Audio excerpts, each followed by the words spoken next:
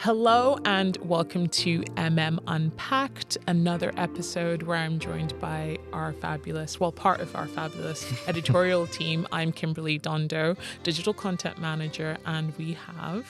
My name's Tom Browne. I'm editor of Money Marketing. And I'm Dan Cooper, news editor at Money Marketing. Okay, so we're in October now, but September was a very busy month for us. And also, Tom, it was busy for you on a personal note. So can start explaining that. Well, yes, I had my second child on the 27th of September. So I've been off. Thank you very much. This is only my second day back from paternity leave. So I'm sort of gate crashing this podcast. Mm-hmm. I really shouldn't be on it at all. I have very little insight of the last. You can give outside commentary. That's what I'm here for. Absolutely, just uninformed outside content. But because of your probably amazing life-changing news and life events, you missed our London conference, indeed, which also happened in September, but we were able to take control of it. I think we did a pretty good job. Dan, how did you find MMI? Yeah, I thought it was a brilliant day. Really enjoyed it. It was such a buzz in the room. Mm-hmm. I think there were about 250, 300 there or something. It felt like a lot. It was so much busier than it's been. So busy, yeah. And part of that, I think, was the fact that we had a pretty diverse range of content there, diverse range of speakers, great panel discussions as always, lots and lots of people.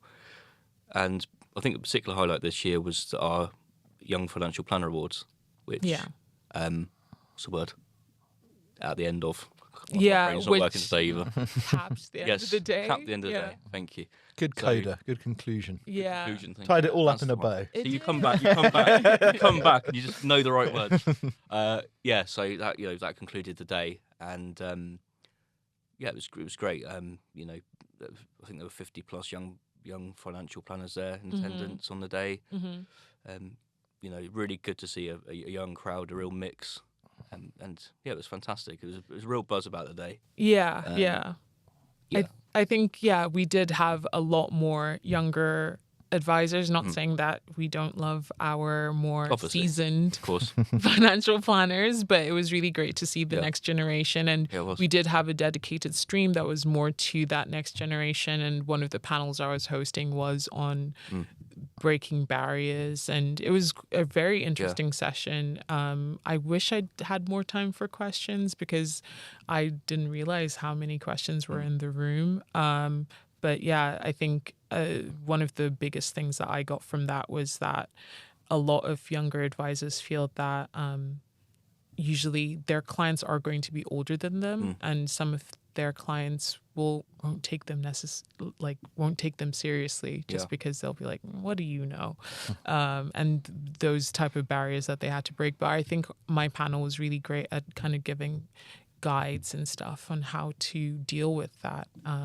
But I thought your panel was really, really good. And like you say, it's always a shame. It's always hard with the panels that the 3 or 4 are on. Mm-hmm. You get into the flow of that conversation, and they're making such good points. And you don't want to cut the conversation short. But then you're aware that there's quite a few questions on the floor in the room, and unfortunately you just don't quite get the time. But hopefully the people that didn't get to ask the question managed to grab them on the way out. Mm-hmm. And what were some of the points that emerged from that panel? Because I actually did a feature on that very subject not too long ago. I spoke to a few advisors under the age of 30 and said, this is a perception in the industry that older clients won't take younger advisors seriously. But the consensus I got from there that was largely a myth or a sense of that was a perception. Actually, if you come across as confident, what you're doing, and you establish a good rapport, then age isn't really the barrier that some people think it should be. Yeah, I think it's not a massive barrier. It's one you can definitely overcome, is what I kind of felt the sentiment was from the panel. But there was quite a few of them that had comments. I think one of them, I can't remember his name, I'm sorry. He said that he had a client tell him that he didn't have enough grey hairs for him to be considered. I had that problem. I was going to say, we should become advisors, clearly. Definitely. And I was just like, dye your hair, wear a wig, something. But not sure that would make sense. But he said that was seriously a comment that he had gotten from a client, but obviously he was able to show his work and his ability. So it is something that you can overcome, but there is that stereotype potentially of, oh, you're younger, what can you possibly know? But I think, like in any job, you just have to kind of prove yourself. But it's great. I mean, to hear that not only were there a lot of young people in the room, but there were a lot of young, engaged people in the room wanting to ask questions, because that's always what the vibe we're trying to get at these events. And it's a great opportunity for them to sort of network amongst each other, but also meet, older, more experienced people too. Yeah. And for us as well. I mean, so many ideas for content-wise emerge from those events, and so many contacts and, potential writers too. So I'm glad it went off with a bang. It did. Was there any other session that stood out for you? I think the first session, just after the Jeremy's opening remarks, really bad, I've forgotten the chap's name. That's terrible. But although the outlook was really gloomy about the state of the finances and the state of the country, and made some really interesting points about sort of immigration and the economy, and how to how cutting or reducing immigration is actually kind of having a negative impact on the economy. It always does. It always does. And I just thought he was very good. This is our keynote speaker, was it? Anad Menon? That's the one. Right. Yes. Yeah. I've heard him on other occasions. He's very really good, articulate and interesting guy. Really, really articulate. And what he started off by saying, like, this isn't going to get any better. So just brace yourselves, because I'm not going to give you good news. So everyone was like, oof. And then he started talking, and he was just, given he was talking about such a gloomy subject, he was fantastic. Yeah, really brought the debate and the conversation alive, and I thought that was a real highlight. I really liked your panel. The conversation around AI as well, which obviously is a well trodden path. Yeah, there was some really interesting points about how advisors at the moment are kind of using it for the base level stuff, things like transcribing meeting notes, cutting down manual tasks, reducing time on certain things. But Madeline from Otto was saying that actually, as AI becomes more advanced, as it becomes more trusted, there will naturally it will filter down into the advice process more, and that's where you'll start noticing kind of the real true benefits of it. So a lot of key takeaways, lots of interesting discussion, and it'd be really good to start planning next year quite soon, probably. Yeah, we probably will straight away have ideas. But piggybacking off what you're talking about with AI, Mamadou, our chief reporter now. Yes. Congratulations on your promotion. Very well deserved. Yeah. He did the big picture when AI meets advice, and what that means. Is it a positive? Is it a negative? So what are your thoughts on? Well, it's an interesting piece. I sort of thought up the original sort of commission like a few months ago, because I kind of thought, well, everyone's talking about AI, but I hadn't seen sort of one piece all in one comprehensive take about like, what does AI mean? How are people using it? What are the positives? What are the negatives? What's the future? Because it's no longer a question of AI well, yes or no, shall we use it, shall we not use it? You're going to be using it. There isn't a choice now for advisor or advice firms. You're going to be such a commercial disadvantage if you completely ignore this emerging technology that you have to embrace it. But if you are going to embrace it, you have to be aware of its strengths and its weaknesses and where those might shift over time. I've played around with AI lots, and the main thing I've learned is that it is incredibly strong at some things, but incredibly bad at others. Oh, yeah. And it takes quite a long time playing around with it to understand where those strengths and weaknesses lie, and also to realize that if you don't know what you're talking about, you're going to be in a far, far worse position to assess whether AI knows what it's talking about either. It's not like you can jump that knowledge gap. And I think that's where the potential danger is, that a lot of people are using AI as a shortcut. Yeah. They're not doing the hard yards of learning their territory and learning their area. And that's for any sort of entry level roles within advice, that's can be a worry. You can't use AI. It's a very, very, if you are really know what you're doing, you're really across your job, you really understand the strengths and weaknesses in AI, it's only going to be a benefit because you'll know where to apply it. But if you don't have that base of knowledge, there's always the worry that you misapply AI and the consequences can be bad. But obviously, it's a very rapidly moving target. This thing is developing all the time. So what I might outline as its weaknesses now might not even be relevant in, well, I was about to say 3 years' time, maybe even 3 months' time. Yeah. Who knows? Yeah. But I think it's a fascinating area. It's got implications in so many in different sort of zones. Madeline, you mentioned from Otto, Madeline Debney. She's quoted in the article too. She's got interesting sort of like things to say about the efficiency gains, which we obviously know about, when it comes to meeting notes, when it comes to that sort of like that very paper heavy stuff like letters of authority, clearing backlogs, cutting costs, just doing stuff that would have taken 2 hours, doing it in 30 minutes or 10 minutes sometimes. Yeah. These are obvious gains. It's a question of like where it goes next, and there's a lot to be said about all those things. Yeah, there is. And like you say, the key thing is not using it to fill the knowledge gap. It's to kind of enhance the knowledge as opposed to. Yeah. And there's also, there's issues such as like compliance and consumer I was about to say, in terms of like regulation, how does AI? Because that's always been my first question, is that if you were to then use an AI tool to upload someone's data, essentially, how does that tie into data protection? Or how does it tie into consumer duty, for example? Does it benefit in terms of consumer duty, but then it's not within regulation for data protection? So it's Sorry, I was going to say it's a fine balancing act, really, isn't it? It's obviously be very careful what you're doing with your client's data, putting it into a LLM or learning a machine of some kind. It's always got to be careful, but I think you could argue consumer duty, good outcomes. Yeah, if you're serving your clients better.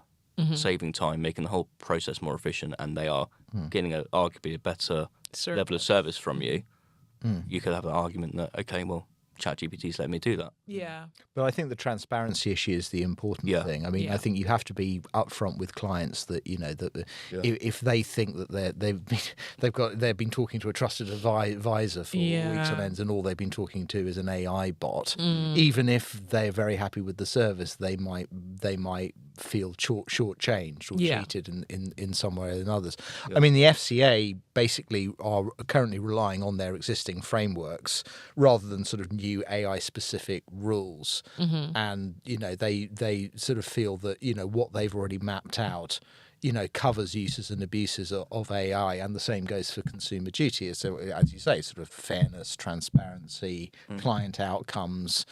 If AI is a tool to enable all of these things to be good, then it doesn't necessarily clash with consumer duty at all. But again, always a proviso if it's used responsibly and if it's used transparently. And I keep coming back to this, but there's no way of getting beyond that. You need to know what you're talking about. Yeah. I think it's a very crucial thing for young people who are kind of like who are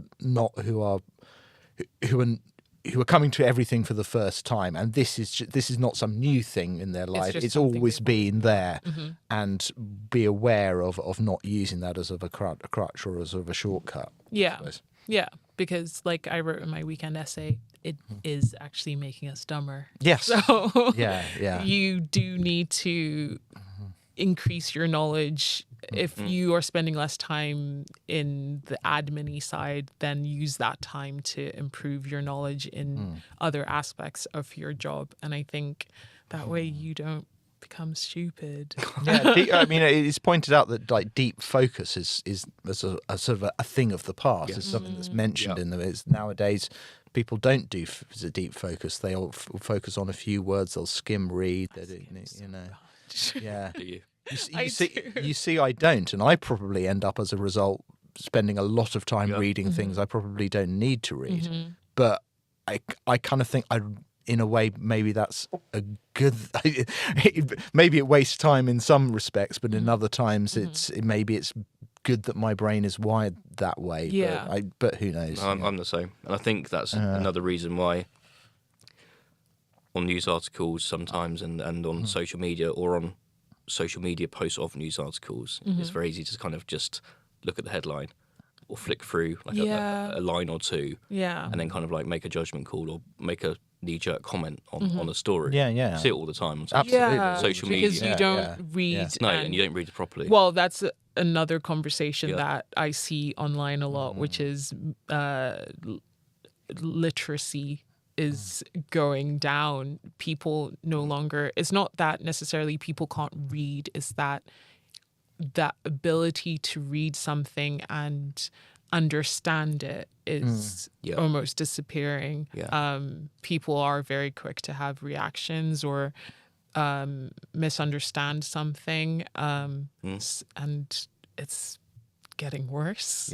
So much distraction now in the world, isn't there? Well, I was about to say it's the distraction that is the key thing. I mean, if you're reading a book or something, you are focusing in on this one thing and you're blocking out everything else. And it's harder and harder to do that. I mean, I'll read in the evenings when everyone else is asleep, or I'll read on the train where I can just like focus in on things. But you know, if I didn't have those times, it's like, you know, particularly with two children, to come back to where we started.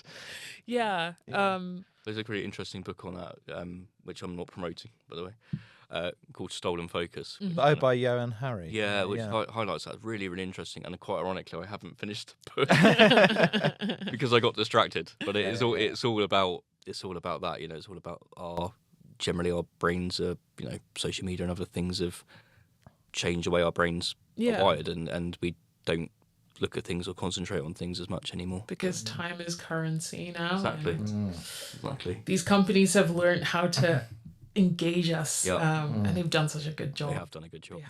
Break free. It's hard, Tom.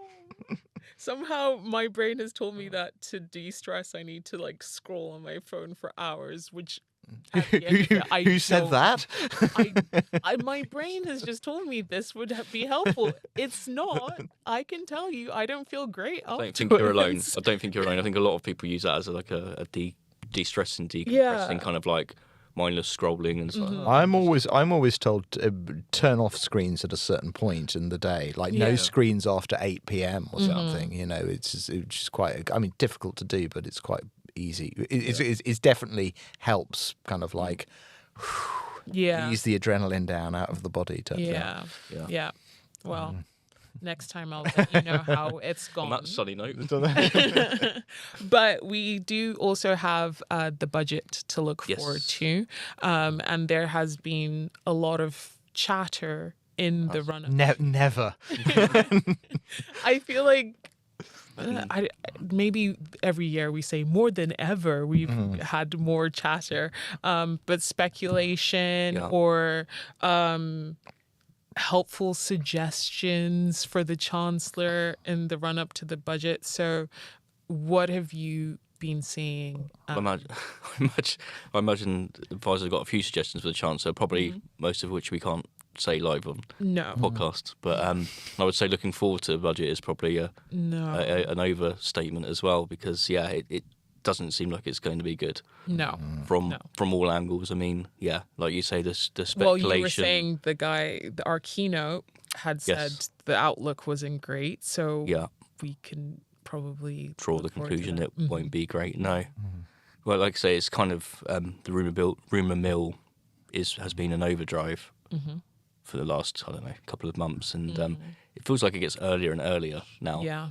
And I understand that, they haven't helped, I don't think, Labour with some of the statements they've made. They're saying it's clearly not going to be good. It doesn't really appear to have ruled too much out at the moment. It's almost like everything's on the table. So, we had the rumours about inheritance tax, a second stab at IHT, second stab at CGT. There's all the rumours around the cash ISA allowance. Which seems to change every day from what I can 10,000 to 4,000. There's all sorts of rumours and figures being bandied about. But so it's they want to change it from 20,000. 20,000 at the moment. There was 4,000? There was a rumour initially that it was going to be 4,000, so huge reduction. That much. I know. And then, the latest one was 10,000. And I think, as Tom said, it keeps kind of changing by the day. But, that might be something she looks at, which is a whole different argument about, trying to push people into stocks and shares ISAs, trying to get people investing more to grow the economy. Okay. Whether kind of pushing them into that kind of forcing them into that will be the right answer. Is up for debate. And whether it will work out that way from a behavioural point of view is very dicey as well. Yeah, exactly. Surely people might revert to under the mattress. Yeah, I think so. Just make it go away. Yeah.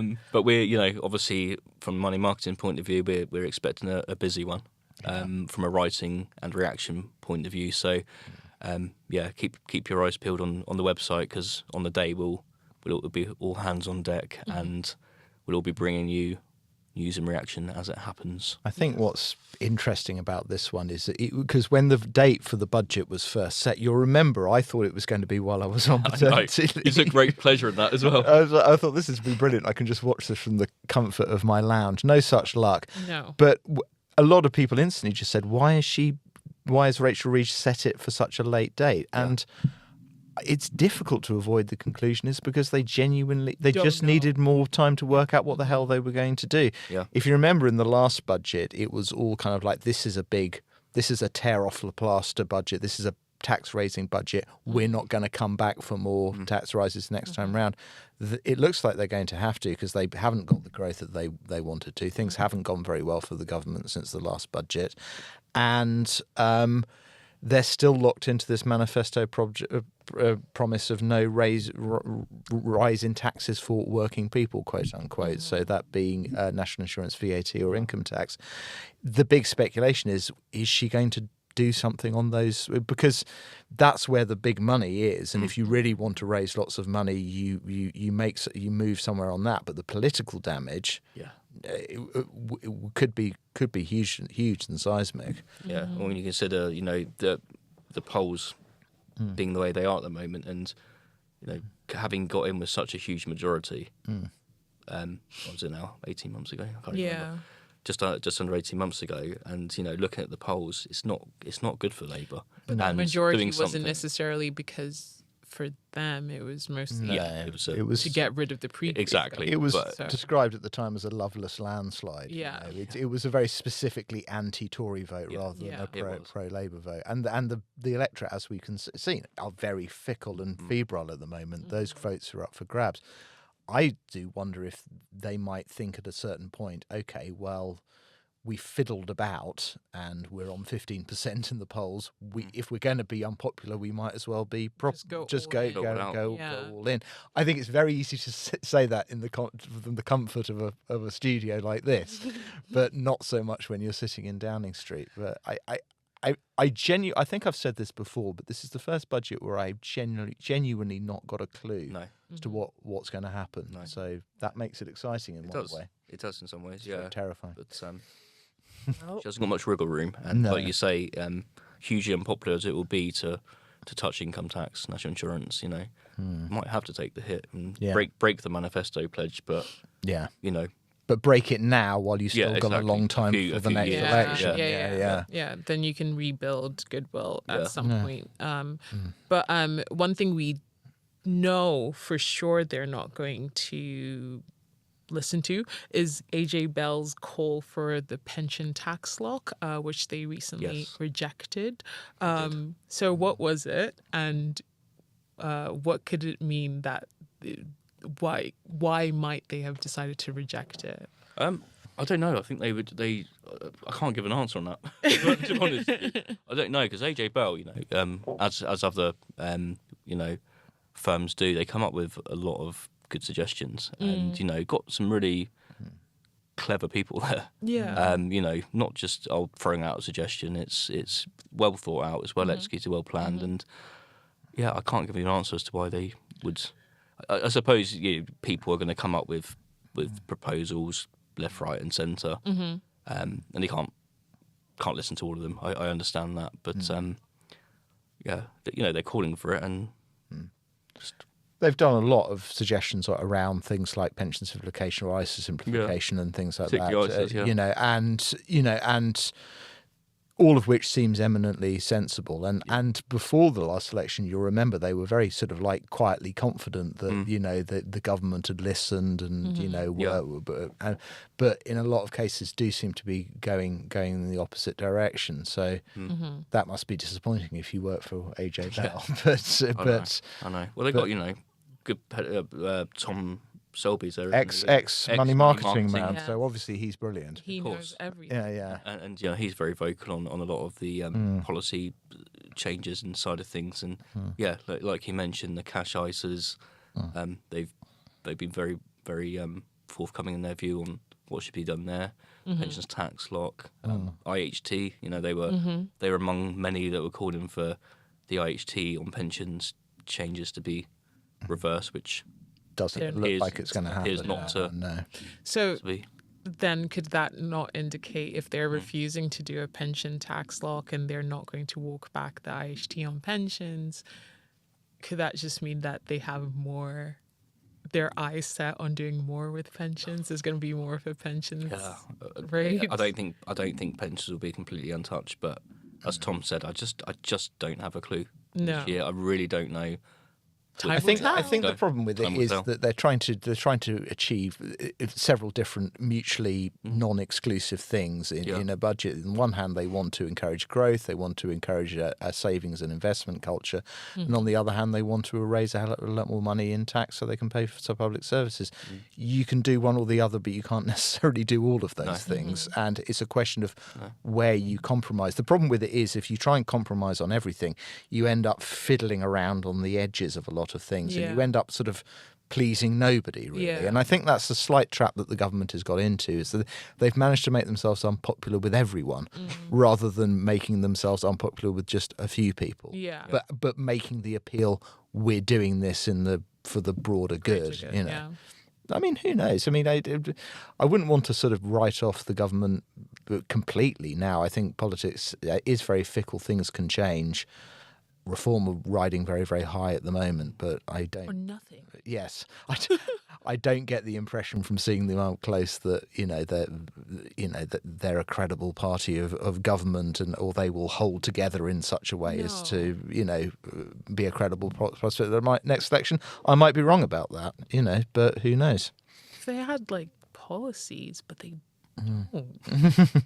It's very much the same campaign that was done for Brexit, where it was just big numbers that when you looked at them, you're like, where did you get that figure from? I mean, Nigel Farage, I imagine. Yeah, well, I mean, which he was very involved. Exactly. There is a big difference between slogans and policies, and I think that where the rubber hits the road, when people like this genuinely do get into power, they find out the difference between the two, like we saw with that leaked reform council meeting. It's sort of like, so I think the time will come where they will have to face all of these problems too that Labour are facing, and they will realise that there are not simple solutions to it, and then who knows?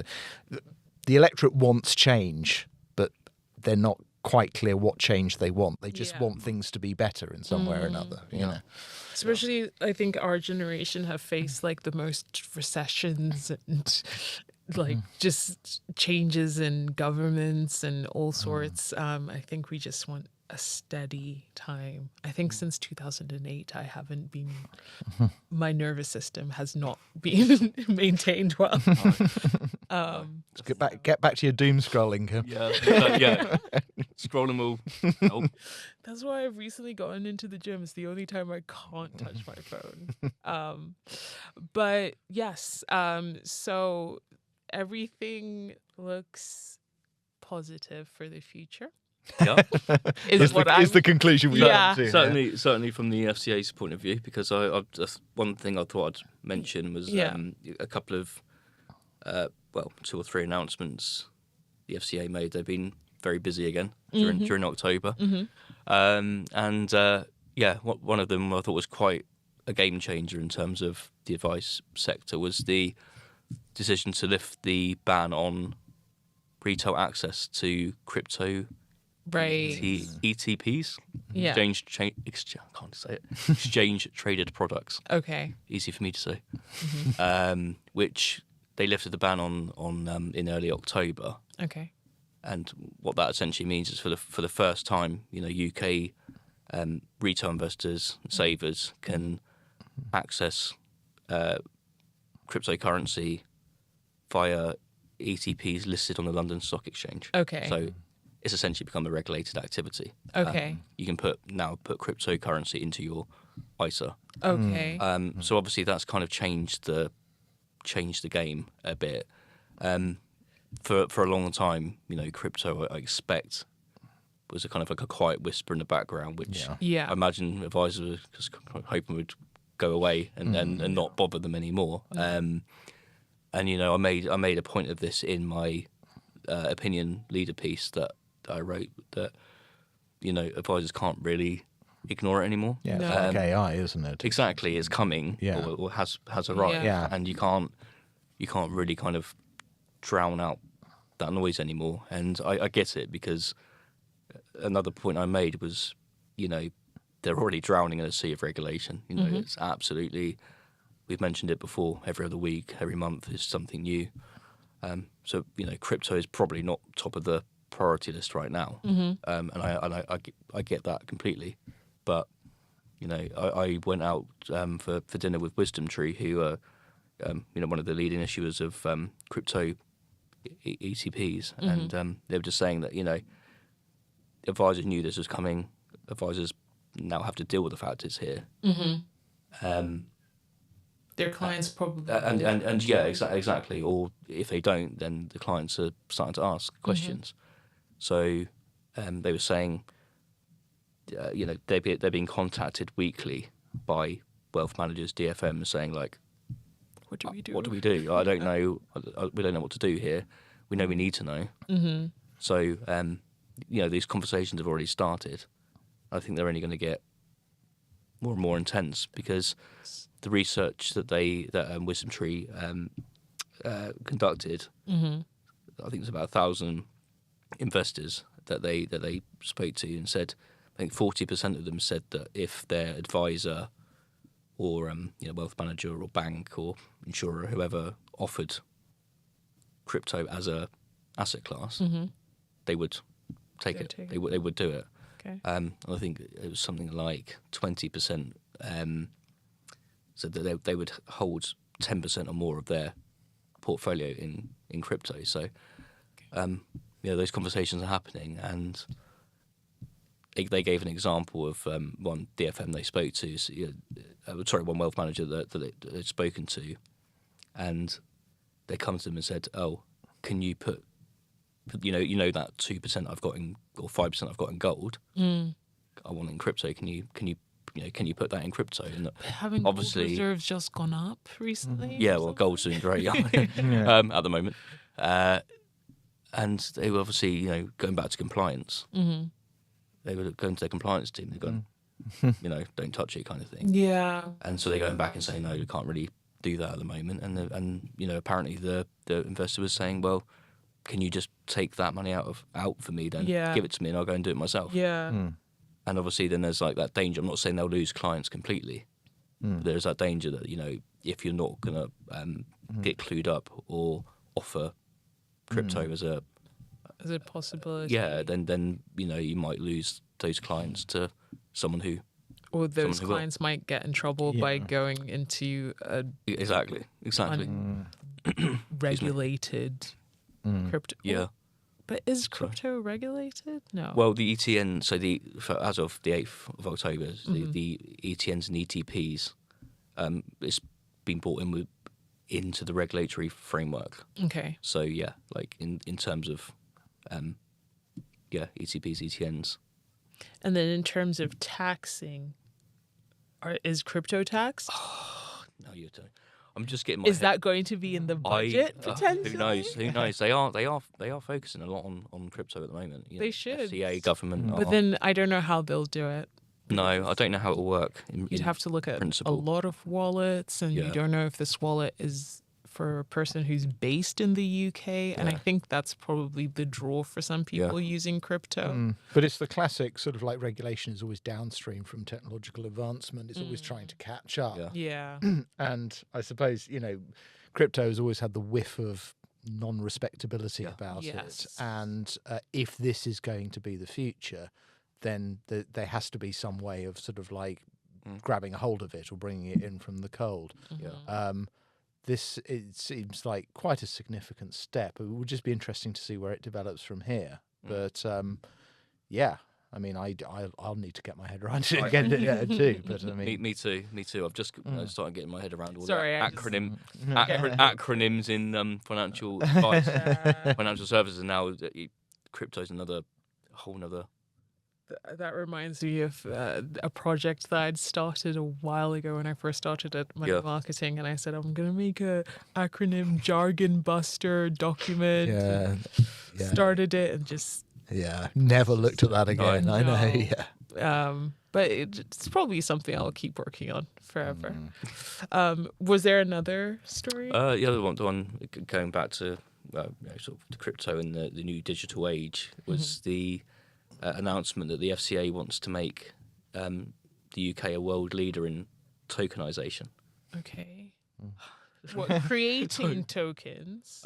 So just kind of supporting tokenisation and the growth of it in the UK, and which again trying to get my head around. I think tokenisation is the recording of ownership of assets on the blockchain. I think I've got that right.